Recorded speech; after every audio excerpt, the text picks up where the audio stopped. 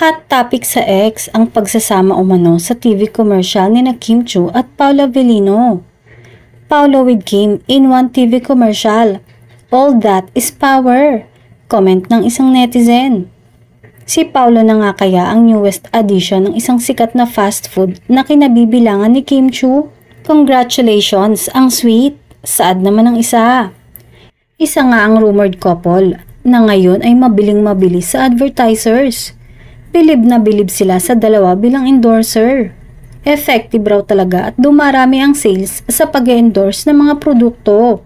Siyempre, sobrang appreciated naman ang Kim Pao na very supportive ang kanilang mga fans sa bawat gawin at i-endorse nila.